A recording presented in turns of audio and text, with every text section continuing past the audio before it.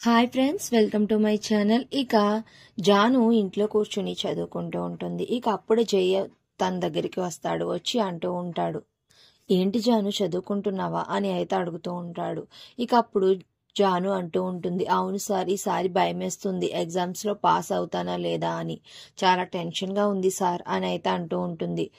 ఎందుకు జాను టెన్షన్ పడతావు, నేనున్నాను కదా, నేను దగ్గరుండి నిన్ను మంచిగా చదివిస్తాను, నిన్ను ఫెయిల్ అవ్వనివ్వను అని జే అయితే ఎక్స్ప్లెయిన్ చేస్తూ జాను చేత అయితే చదివిపిస్తూ ఉంటాడు. ఇక అలా చదువుకుంటూ జాను అయితే జై భుజం మీద అయితే పడుకుని పోతుంది. ఇక వెంటనే జై తనని తీసుకుని వెళ్లి బెడ్ మీద పడుకోబెడతాడు. ఇక జాను హాయిగా నిద్రపోతూ ఉంటుంది.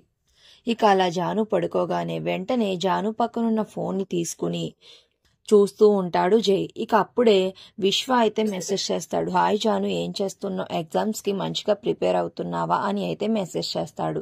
ఇక ఆ మెసేజ్ చూసిన జై అయితే, ఏమో విశ్వ, ఈసారి ఎగ్జామ్స్లో పాస్ అవుతానా లేదా అని చాలా టెన్షన్గా ఉంది అని అయితే జాను పెట్టినట్టు జై అయితే మెసేజ్ పెడతాడు. ఇక ఆ మెసేజ్ చూసిన విశ్వ అయితే, నువ్వేమి కంగారు పడకు జాను, నువ్వు పాస్ అయ్యేలా చేసే బాధ్యత నాది, నిన్ను ఖచ్చితంగా పాస్ చేయించుకుంటాను అని విశ్వ అయితే మెసేజ్ చేస్తాడు. ఇక మెసేజ్ చేసి ఇక వెంటనే కాలేజ్లో ఉన్న ప్రిన్సిపల్ రూమ్ లో ఉన్న ఎగ్జామ్ పేపర్స్ తీసుకుని తన ఫ్రెండ్స్ తో కలిసి ఇక ఆ రూమ్ నుంచి బయటకు వస్తూ అంటూ ఉంటాడు, ఒరే, ఎలాగైనా సరే జానుని ఈ ఎగ్జామ్ లో పాస్ చేయించాలి, ఈ పేపర్ తనకి ఇచ్చేస్తే ఈజీగా తను ఈ ఆన్సర్స్ అన్ని చూసుకుని మంచిగా పాస్ అయిపోతుందిరా అనేసి అనుకుంటూ బయటకి రాగానే ఇక అప్పుడే పోలీసులు వచ్చి, మీరు ఎగ్జామ్ పేపర్ దొంగలించినందుకు మిమ్మల్ని అరెస్ట్ చేస్తున్నాం అని అయితే అంటారు.